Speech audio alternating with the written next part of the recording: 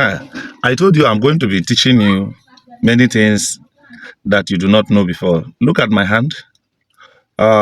In every ceremony, we use this. We call it KOLA-NUT in English, and it is used to bless people.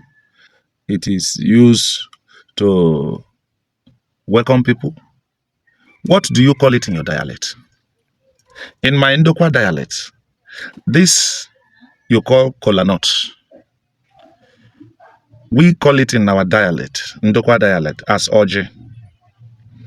So I want to present KOLA-NUT. We say Njeke Choje or Agame Choje. So the truth is that this is Oje. In your own dialect, what do you call this KOLA-NUT?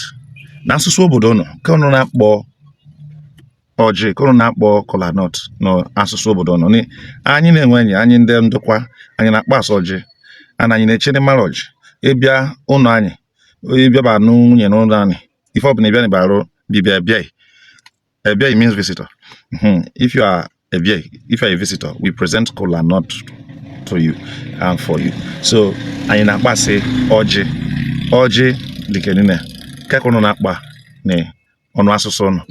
Belofu. Follow me for more so that you can learn more. Thank you.